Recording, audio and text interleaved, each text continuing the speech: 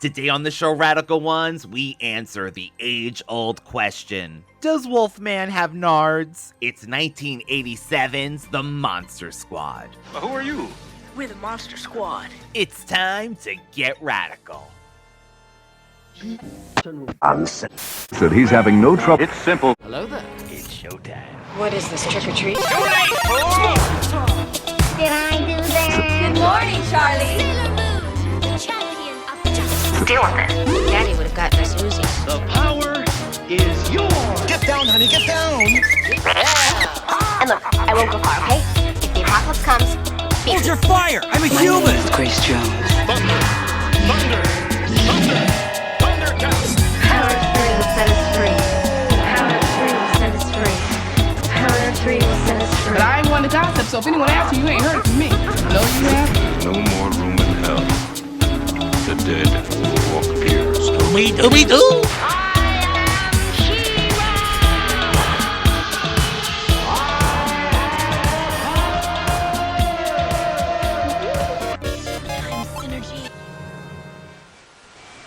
Welcome back, Radical Ones, to a new episode of the Radical Retro Rewind podcast. As always, I am your host, Radical Ryan Hunter, here with everyone's favorite brother, David, for our second movie of the new season. Welcome back, David. It's an absolute pleasure to be here, Ryan. Absolute pleasure. Thank you. Thank you so much. Well, of course, as we famously say, we've been recording all summer long. As a matter of fact, we're recording this in September. Oh my God, yes. And there's so much things going on. And like, we want to say stuff and then it won't even be funny. Not that it's funny because like I was going to sing a Macy Gray song because she did pass out from Ozempic recently. But it's not that it's funny, but I just wanted to mention Macy Gray because we always talk about my weight loss journey and all that nonsense. But I won't mention it. But I just did. You mention it. Macy Gray, we speak your name. Matter of fact, David was singing her song right before we went on. So we're sending you love, Macy Gray. Sending you love, girlfriend. Be careful. Not worth dying over. Just take it easy. People are probably like, who the hell is I Macy try Gray? to say goodbye and I choke. I try to walk away and I stumble. I try to hide it, it's clear. My world crumbles when you are not near. Well, look at that. David's been singing this whole time over our break as well.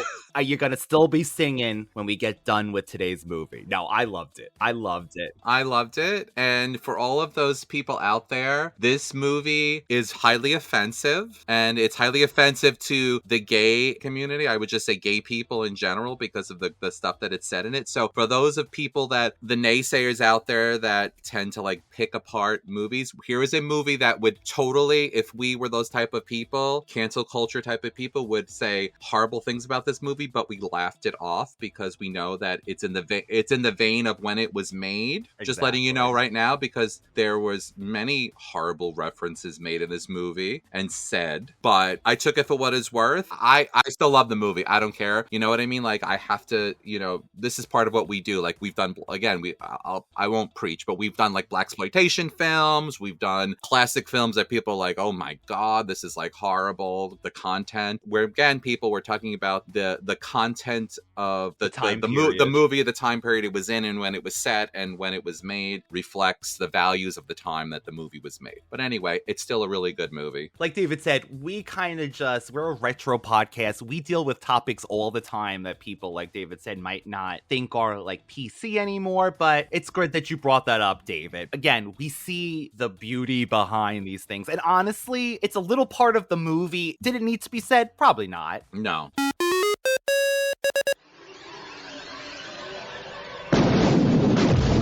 Know who to call when you have ghosts. But who do you call when you have monsters? We're the Monster Squad. What's a squad? It's like Miami Vice, I think. They're young and inexperienced. Naughty virgin. They're a bit disorganized. Monsters are not real. We don't know that, sir. 2,000-year-old dead guys do not get up and walk away by themselves. But when strange things start happening in town... There's a monster in my closet. Whoa! Look at that big, scary monster! What's happening? You wait until a werewolf. Silver bullet? They're the only ones ready to do battle. Something's out there that's killing people. And if it's monsters, nobody's gonna do a thing about it but us. Soon the creatures of the Wolfman. Real monsters? Us? Midnight. In the world, remember? Maybe we can be like Mask Squad instead, you know? Two mask bombs. We got 1035. Stick back up. Hurry up. Or Nature Squad. The book was right. Don't you think it's all true? By midnight, You guys! they won't seem so young anymore.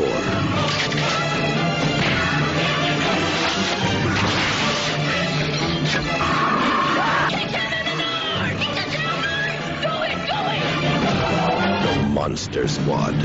Wolfman's gone mad.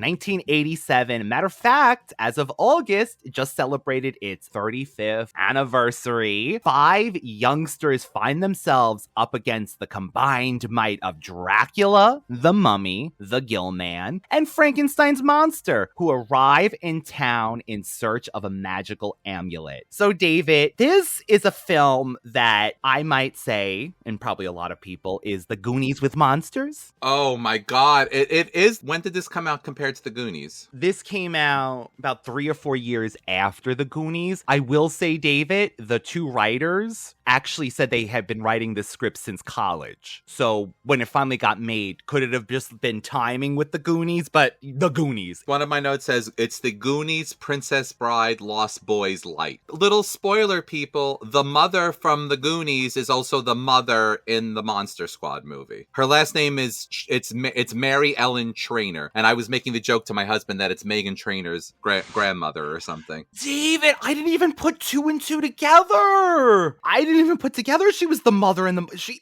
is the mother from the Goonies. Wow, typecasting for Mary Ellen. Trainor. Mary, let's add the Trainor just in case she is related. So let's get it right out of the way. The movie was a flop. I can't believe that. It's a PG-13 movie, which they said a lot of things at the time was the parents were kind of done with the PG-13 kind of movies. They'd rather just see PG. They wanted more of the Goonies with this. But also at the same time, David, guess what movie came out the week prior? The Lost Boys. So you got the Lost Boys coming out, and you also have around the same time that week La Bamba. You know the story of La La La La La La Bamba. Masters of the Universe, the movie. I have the power. And RoboCop. But, you know, that was a hit. This movie, famously, I don't know if this is true, but the trivia says that they went to the premiere and there was 6 people in the audience to see this film. It's a super cute movie, and if you like the Goonies, how could you not like the Monster Squad? I just think it wasn't seen at the time. You can literally drop the characters into... Okay, so there's a character named Horace. He's the fat kid. No offense, but that's what it is. They refer to him as fat boy. Look, I have a glandular problem, okay? At least I don't have a stupidity problem. Which is funny because it makes me think of Fat Amy from what's that movie? It's with the singing group. Oh my god, Pitch Perfect. Anyway, so he's eating a Snickers bar, aka the Baby Ruth. David, my notes exactly. I said they switched Snickers out for Baby Ruth. They also have to have this kid carry around pizza in a tin foil. Horace, his name is Horace. He's the chunk of the group. The funny thing about this movie, or lack thereof, is they refer to people as this. He's literally, before they, his name is Horace, like David said. First off, before that, he's literally called Fat Kid, and we also have Scary German Man. Mom, he's watching us. Who? Scary German guy. Who in the credits is Scary German Man. We never get his real name. So this is along the lines of what you got in this movie. Gentlemen, I'd just like to say 3 words. Scary German guy. But can I tell you, the movie opens with this flashback of, is it Van Helsing? They call him like Van Helsing something. It's like not like Henry Van Helsing or something. Yeah, it's like something like that. So it's Van Helsing, and we get this flashback of the Dracula times at the castle, and we learned later you need a virgin girl, evidently. It can't just be a virgin. It needs to be a virgin female to read this certain spell that will open this portal to Limbo. Uh-huh. Poor girl got got sucked into the limbo portal. Everyone got sucked into this portal. Except for the creatures that were supposed to get sent into limbo to banish them for all of eternity. Which is kind of but David, I love this, and this sets the tone. It cuts to, they blew it. How 80s, early 90s. How comical. Yes. This group was supposed to do it. They were supposed to stop these monsters, but guess what? They blew it. We go to present day. But I gotta tell you, Radical Ones, the makeup is fantastic, and that intro really, I feel like, sucks you in, David. It set the tone. What an intro. Also familiar face, the bully / brother from the Wonder Years. That's like the only really recognizable face that I had. It turns out the werewolf, the actor named John Gears, went a year later to play a werewolf again in Fright Night 2. Mm-hmm. We have the classic, I would say, universal monsters, David, in this. I mean, they're not universal, but I mean, come on, they're based on it. So we have Dracula. We have the Mummy. We have the Gillman / the creature from the Black Lagoon, the Wolfman, and Frankenstein. What did you think about their design, first off? The look of the characters. Of course, again, very Scooby-Doo classic look for our Dracula and the Mummy and things like that, but menacing? No, honestly, very, other than the vulgarity and some of the language, this could have been a PG movie, I feel like. Why do you think that they did that? Do you think to give it an edge? I guess. Like a more of a edge to kids can do this too? Because it's played like that. It's a comedy, but it's kind of played, it's serious. Let's just go back for a moment. There's a group of boys, they're all into monsters. They discuss different types of how to kill monsters. It's kind of their thing. They go see monster movies, slasher films. It's very much in the vein of the Goonies. There is another boy that ends up joining the group, Rudy, who totally I crushed on. That is Ryan Lambert. Who was also in Kids Incorporated. He was in Kids Incorporated? I thought he was. Okay, totally crushed on him. He's the tough guy, but he's really nice. He's a tough guy, but nice. Rudy, come on, it's a monster test. It's important, okay? Second way to kill a vampire. I give up. Daylight. Sunlight. Fat kid, what other kind of light is there during the day? Go away, Pete. Okay, question 2. Is Frankenstein the name of the monster or the guy who made him? The guy. Right. Did you notice there is such an age difference with this group? It goes from, I want to say Eugene is our youngest member. He's adorable. He has a little puppy. This is almost what do you call it? Alfalfa and... Oh yeah, our gang, the Little Rascals. The Little Rascals too. And no girls allowed. There's a little sister involved too. She's Phoebe. The little sister. You basically have this ragtag group. Yeah, you know why it's PG? Because there's also nudity in it. Or isn't there so you have Rudy who joined. It's implied. Yeah, you have Rudy who joins the group, and their clubhouse overlooks one of the boys' sister's room where she's getting undressed, and she's kind of this very va-va-va-voom blonde, and Rudy is taking pictures of her as she's undressing and watching her with binoculars. But David, tell me why in the 80s, early 90s, there was a window with a girl in high school undressing in every movie. Why is this a thing? That was the formula. For horror movies. So that was the horror movie sex nudity. There goes your rating. So there's other parts of the movie where they refer to people as homos. They say the word it. But what do they also say, David? There was one, because they're implying, honestly, not that they say homo, but the principal is implied that he touches the kid. So he's a more of a sex offender, if anything. They're saying that he is. They're saying oh, why did he touch us? Because he put his hand on his shoulder. They're saying he's. But did they say homosexual and cat heads? Or there was something after that about cats. There's a teacher. There's a teacher whose hair looks like they're ew, someone goes home with her at night or something. They were making fun of the science teacher. Meow. She's married, Sean. Oh my God, some guy kisses her at night. I mean, a priest said, "I now pronounce you man and wife," and it was okay with them? So why did I think there was another thing? They're cat heads. I was like, oh. No, there's a teacher they make fun of. They say her head looks like a cat. So they are very crude, but they're also lovable because this is definitely having the two Coreys in The Lost Boys. Very much the same vein of that. So if you like all these movies, I can't imagine why you wouldn't like this movie. Yes, the characters, the monster characters are very much a callback to almost the 1950s. Yes, very monsters. not very scary, to be honest with you. I think the makeup is fantastic. No, I'm not saying that it isn't. I'm just saying, like, not as scary as... I would say, though, the one part when Dracula is shot and he's kind of like a half bat. Yes. That was, like, kind of creepy. But other than that, you're right. It's, to me, like I said earlier, it's Scooby-Doo kind of esque. Yeah, and they refer to, they obviously, like a lot of little boys, they refer to penises a lot. They call them dorks. They call penises dorks. They talk about the Wolfman. Does he have a dork? Which is they're talking about a penis. That conversation, David, where they're like saying it's 1940s, he wouldn't have pants on, and that's the kind of conversations I feel like people would have. Wolfman doesn't go to work. He's not like a guy. What are you talking about? He walks around. He wears pants.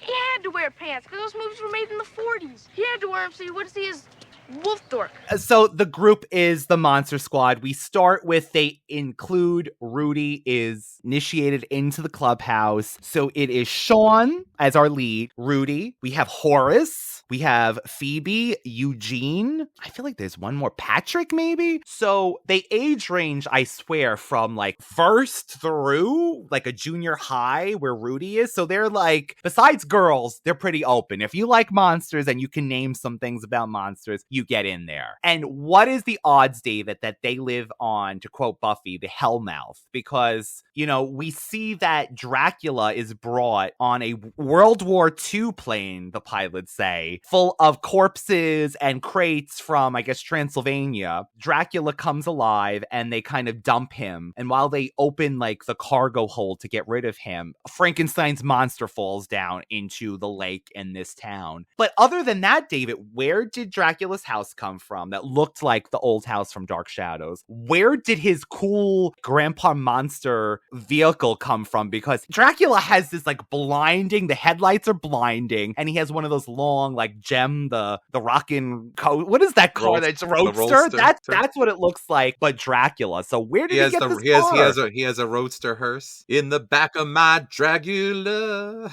That's my only thing. It's like, it's a little too convenient that all the monsters convene here. There's a man. The thing is, I wrote, so Dracula has the power to control all monsters. It seems like he draws them in. So like the mummy comes alive from the museum. So Dracula is drawing these monsters in to have help finding this talisman that he needs to destroy so that evil can then rule the world. Can I ask you why it was stored in his own place? Bricked in a wall? It was actually surrounded by crucifixes and Star of Davids, I noticed. So a lot of religious items, which was smart, but you're going to put the jewel that Dracula needs in his own, I'm assuming it's his building because he goes to it. No, he just goes to it because he knows where it is. Oh, he makes a comment, like, in other words, you failed, knowing that I consent, like he senses it. Okay, so that makes sense. So then the monsters are converging. The Gill Man, he just appears. So maybe he swam. You know, he could have actually traveled under the swamp. And the thing is, where exactly is this taking place that you have like a swampy, creepy area with snakes crawling around, like a very like the bayou. It's very interesting where these people live, the demographic area or the topography, or I guess of the area. Totally, because again, it sets up the abandoned building, the swamp. Again, it's giving you horror ambiance. But Dracula takes his cane. I really thought this was really cool, and he turns it into a lightning rod. It's a wolf-headed cane, you know, the classic cane. He takes the ears off and attaches it to the bolts in Frankenstein's neck, and he uses his rod as a lightning rod. So the monster team is assembled at this point. Wake up, old friend. It is our time. The kids kind of just stumble into this because Sean's father is a police officer. He hears Sean that day that there was someone screaming that they were a werewolf at the police station. Attacks went crazy. He wanted to be locked up. The body is shot, but then disappears. So they're kind of going, okay, now we got this. The mummy disappeared. So they're starting to collect this. And it just so happens that the mother from the Goonies, like David said, found a book from Van Helsing that's in German. Mom, do you know who wrote this book? Yeah, it's Van Helsing something. Now, he's the one that fights Godzilla, right? Dracula, Mom. Well, then which is the really tall one? That's Godzilla. Abraham Van Helsing. This is great. This is German. So then they have to go to the scary German guy. They refer to him and say he's a scary German guy, and then the other one of the kids says, no, he's just a guy on welfare. It's a welfare house, a welfare house. Which again is very insensitive to say. It's so insensitive, but the little sister Phoebe, who they kind of the whole entire time they treat It's like her no up close. girls allowed. You're like you're not, but she befriends. She befriends adorable. Frankenstein, which is that classic. Frankenstein is not really inherently evil. He's just not intelligent, I guess, for lack of a word. He's taking orders from the master in this case, and it is Dracula. Are you dead? Dad? Does Mom know about him? No, only us. Hey guys, get over here, he's great! Now can I be in the Monster Club? I'm okay with that, David, because I feel like Dracula usually is given that kind of position. I feel like out of all the monster, he is more intelligently thinking. He's the only one that's not. Well, really, when you look at the whole team, like Dracula is inherently evil and cunning and knows what he's doing. Ooh, and he petty, David. He is petty. He throws dynamite later to destroy their clubhouse, this petty Dracula. Meeting adjourned. Wolfman is tortured, does not want to be a wolf, and he wants to die because he doesn't want to be tortured anymore. Frankenstein is not inherently evil and doesn't want to be, and he refers to himself as ugly. He's scared of he knows people are afraid of him. And the creature from the Blue Lagoon sort of thing is just more like primal, and there's nothing. Yeah, he's just a creature. Yeah, like basically like an animal of some kind. And the mummy is kind of like whatever, like not really. I guess for me it was interesting. Like I mean, I don't know how far if we're kind of bouncing around. If to me it was interesting in how easily most of the creatures besides Dracula were easy to kill. Yeah, so let's just say it right now. So originally the Wolfman, like we said, he gets shot earlier. Doesn't work, of course, because it's not a silver bullet. Oh, do you love Rudy in a science class melting down Sean's mother's silverware into a bullet? The best freaking part about this whole thing is he always has a cigarette, right? He's in science class, he's making bullets, and he also has his pack of cigarettes on the desk. This kid gives no Fs.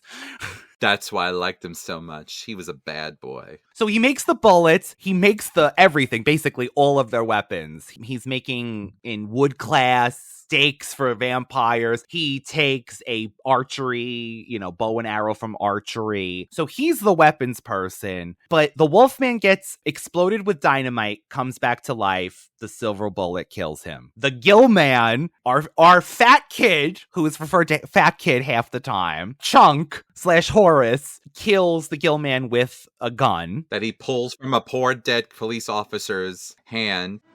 Hey, fat kid. Good job. My name is Horace. They end up knowing where Dracula is. Some of the boys go in with Frankenstein into the house to find the talisman. With the dog. The German man has the scary German man who invited them in for pie and explained everything. They know now what they have to do. They have to get the talisman and have a virgin read this incantation to open up limbo to get the monsters to make them leave. So they go in. They're faced with Dracula, the Wolfman. And then there's the famous kick Wolfman in the Nards, which is Wolfman has Nards. Yeah, that is the classic line from this movie. Wolfman has Nards. Yep. Kick him in the Nards! Kick him in the Nards! He doesn't have Nards! Do it! Wolfman's got Nards! Come on! Come on! There's a cute part where they're cornered and they're like, see a statue, and they're like, hurry up, pull a lever, pull. Like there's a Goonies. Look, don't you remember the Hardy Boys? Which for those of us who, that's even before my time, the Hardy Boys was a series of like mystery books. Right, like Nancy Drew was Nancy Drew, part of that. like very like what was that? Was that the 50s? Yeah, definitely. At least the 40s, 50s, yeah. Of like mystery books. So they end up finding the talisman, and then they end up, they've gathered up this whole group, and they actually have Rudy and there's a sister that they think is a virgin, the one he was looking at earlier. And they're trying to ask her in a very nonchalant way have you,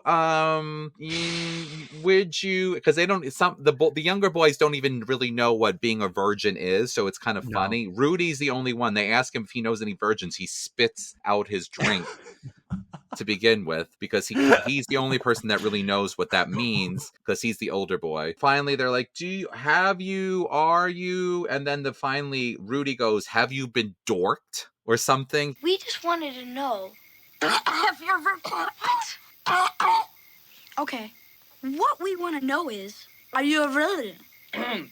Look, what your brother is so delicately attempting to inquire, and let me add my own personal curiosity, is the degree to which you may have or have not at some point in time. But she knew, because that sister, you know how I love to bring this up, David. She is not a teenager. That woman was 20-something years old. Can I ask you something? Was she Rhonda from Teen Witch? Is she? Yes! She started in Teen Witch! David is so good at this.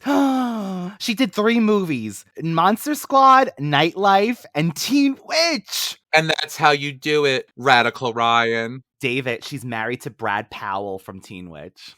Is Brad, she? In real life, she's married. Oh my God, she beat you, Brad. Teen Witch. She finally ended up with Brad. Your magic didn't work, Teen Witch.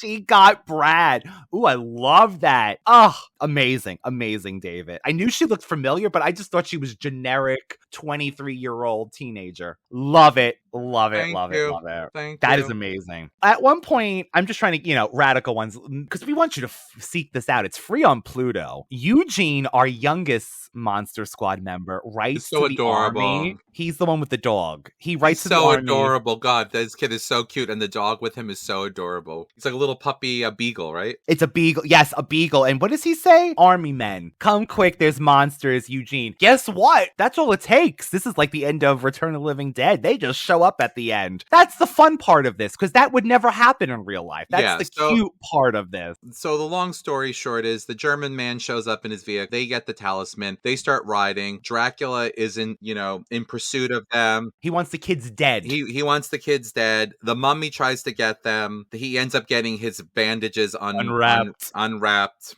They go to the town square. The police are now involved. Dracula does end up blowing up their clubhouse. He ends up killing their father's partner, blows him up. In the car. Tells the boy's father that he's going to kill their son. Did you like the part leading up to this where the mother from the Goonies tells Phoebe earlier, as long as she puts a candle and it stays lit, she'll be protected? And then right before Dracula comes, I never noticed this before, the candle is in the front of the camera. It goes out. The mother looks.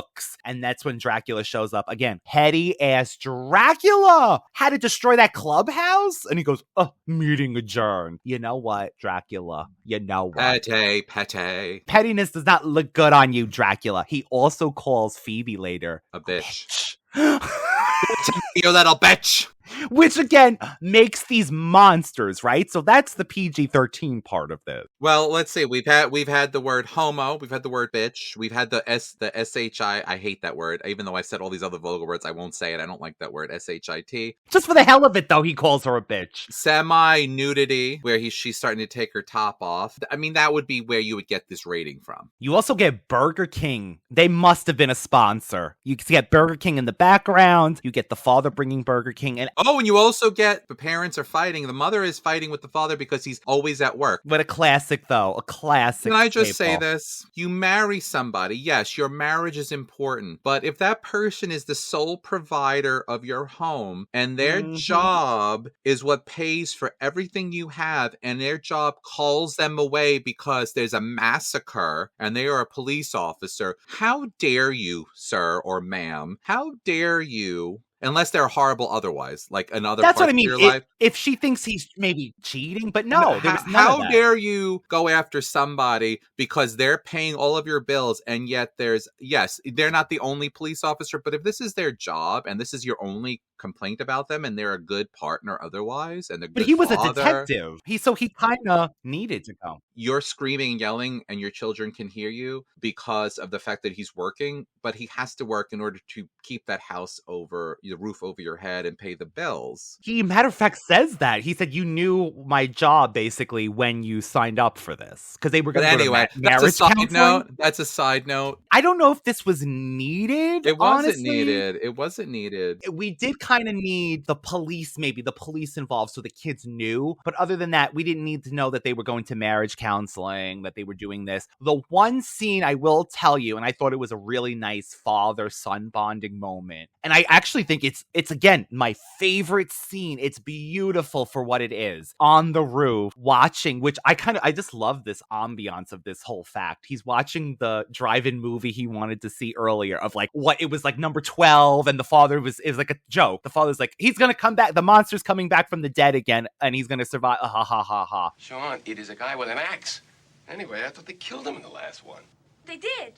And he returns from his grave. He returns from the grave? Sean, he always returns from the grave.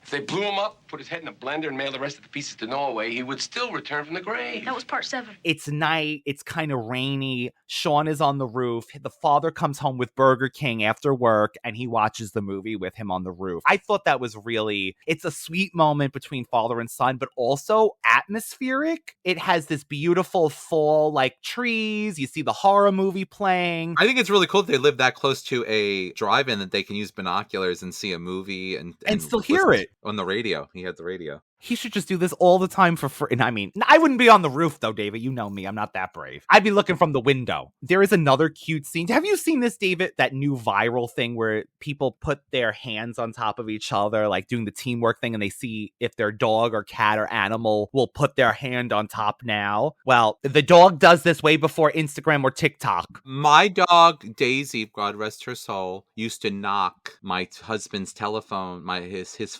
cell phone out of his hand, and I used to say, even the dog is telling you to get off of TikTok. She would literally go up to him and smack the phone out of his hand. I said, even the dog knows that you're addicted. You need to get off. And it's the truth. I really think she knew that when he got on it. She's that smart. She knew when he got on it that he would get into a daze and he would not function. As soon as he was off of it, he would move and do stuff. She literally, I saw her go up to him. She'd raise her paw and smack the phone out of his hand. Oh, I'd be laughing though. If only I had that on film. I should have. I'm so stupid. I should have gotten that. And he'd get mad every time she did it. And she did it quite often. And I said, that should tell you something. Daisy, that was great. See, we love our animals and they should be part of the monster squad. This ends really, it ends really with a bow because we find out the sister is not a virgin after. He's like, you're not a virgin. I was just like, no, it was Steve, but he doesn't count. He's like, what do you mean it doesn't count? I wonder what Steve did to her. It wasn't Brad. It wasn't Brad Powell from Teen Witch. You're not a virgin, are you?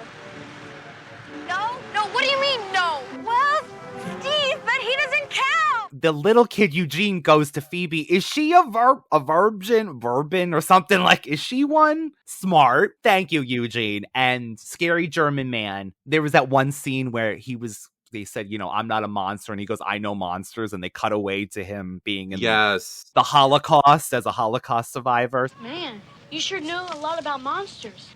Now that you mention it, I suppose I do. That to me was a very poignant part of the movie. But honestly, we would never trust this random man either. And I would never be eating pie in his house. But luckily for them, they actually got a really nice. It was the 80s. Yeah, you're right. It was the 80s. So they end up opening the portal, and honestly, gotta give it up to Rudy. More people that shouldn't have gone in, including police officers, get sucked in. I'm still upset about the poor virgin from the beginning that was thrown into this, that got sucked in, and she was never heard from again. I felt bad for her because she was like a little girl. Rudy, though, kills 2 of Brides of Dracula, the mummy. He walks up puffs his chest. He's like, I'm in the freaking group or something, aren't I? And he goes to town on these. It's vampires. It's Vamp. It's the guy in Vamp with the bow and arrow. It's everything. It's everything. Rudy, we love. I still love you. Call me. Told you. Only one way to kill a werewolf. He's a cutie. He is a cutie. They made him out, they gave him like that sort of James Dean sort of like earring. He's got the cigarette, like we said, constantly. He's smoking continuously. He's got that James Dean, Danny Zuko, whatever, sort of whatever. Danny Zuko. Oh, Danny Zuko. Dandy. Oh my God. After Dracula grabs poor little Phoebe, Frankenstein grabs Dracula and throws him, and he gets impaled onto a fence. Yes. Yes. And then as the limbo is opening up, Dracula ends up grabbing who? Mike? It's Sean. Sean. I want to call him. I want to call it Mikey from the Goonies. He ends up grabbing Sean and starts to pull him in with him. Like, I'm gonna, that's it. I'm taking you down with me, kid. And then Sean ends up stabbing him with a stake, and then he lets him go. And then there's a touching part where Phoebe is behind a park bench, and Frankenstein is holding on. And she's holding on to his one finger is as big as her hand, and she's like, "Don't go, don't go." And he's like, "Oh, Dot and the Kangaroo all over again for you."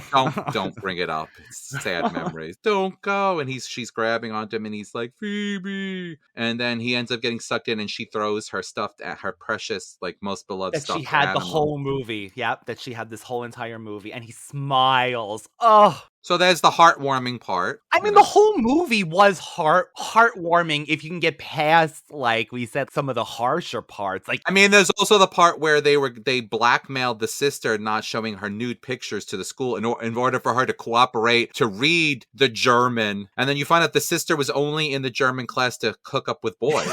Which was actually, that's real. And she's flunking German. Yeah, it was funny. It was, to me, it made me laugh because, again, it's the stereotypical older sister. That part was all funny. And then we wrap this up that, the police know what happened. The army come and they introduce themselves. They are the Monster With a business Squad. card. They have time to make business cards. Do you love that they Xerox these things and then they cut them with that thing at school, whatever that thing is? The thing that they still probably have at the schools. They do. But they have the slide one now for safety that slides and cuts it. Oh, that's smart. Instead of the one that's like a guillotine. Oh, that is and they were the longest, biggest machines. Remember, it's like machetes. They were machetes, basically. Like we mentioned earlier, the movie was a flop. It was out for only 2 weeks in movie theaters due to flopping so hard. But when you go against forget it. After The Lost Boys, which of course we have to do at some point, but the movie, the score, everything about Lost Boys, it's kind of like if you do have the two Coreys, who are these kids? That's what I think would happen. If you have two Coreys... They were all adorable. I mean, they're adorable, David, but if you see the Lost Boys released last week and then this movie, I mean, maybe if I was a parent, I would have said, oh, the Monster Squad looks less scary or less serious, but for promotion, I think this is amazing promotion, and they said it didn't work. They had the regular movie poster, which is gorgeous, which will be our cover art, but they had wanted posters for each movie monster, David. Every monster had a wanted poster, Dracula, the Mummy, and that was also promotion, like wanted, and it had like the police mugshot kind of look. Didn't do well, actually. Our lead, Horace, actually did pass away, our Horace the fat kid. So he was not there to see the resurgence in the film's popularity. Because a lot of the actors now, they go to cons. Oh, here we go. Actor Brent Chalem did not get to witness the film's popularity resurgence, having met an untimely death from pneumonia in 1997 at the age of 22. 22? Yeah. Wow. That's so young, so young. Our lead, Andre Gower, did a whole documentary called Wolfman's Got Nards, which did phenomenal. And he, too, actually had a scary incident. He survived a massive heart attack a few years ago, so he's been on a weight loss journey. But again, rest in peace to our Horace, who is Brent Chalem. I think he was only about 20 years old, David, when he passed away. Also, it took, and I remember when the DVD came out, because I have this somewhere in David's storage. The movie took forever to get on DVD, David. The writers and the cast had to convince the studio. In 2008, Lionsgate released a 2-disc version with a ton of bonus features. And then in 2008, the producer of the movie, Rob Cohen, said the film rights were back at Paramount and there was a remake of the film being made. Then in 2010, it was announced that Michael Bay's Platinum Dunes had officially signed to produce the remake. 2014, Platinum Dunes said that the remake was no longer in development. So with the rumors of the possible Goonies sequel, do you think the Monster Squad should get a remake or should it get a sequel? I think if they remade the Monster Squad, they would probably make it more violent, be like a really adult movie. I think it would probably be more like teenagers, and I think it would be more like maybe some nerdy teenagers, but be like much more graphic and more violent and more gory. Or they would have to go to that formula of being kids. It would have to, you're right. It would have to either find, you don't have that 80s charm really anymore, which didn't even help it at the time. So you would either have to do it like really gritty maybe, or still have some kind of humor. Because there's, I mean, like a dark comedy, maybe. They would have to, they would have to do like a Stephen King's It with the kids, sort of a thing. That's exactly what I'm thinking, David. But how much is this formula now overdone? Of course, the Goonies, you just mentioned it, Stephen King's It. I mean, now even with Stranger Things, that's been going on for 10 years somehow between seasons with the kids that go up against everything like. Or they can just come up with new material and stop regurgitating the same stuff over and over again. I don't know. Honestly, in the veins of the Goonies, I wouldn't mind like a legacy sequel. And okay, maybe this doesn't warrant it because it has a cult.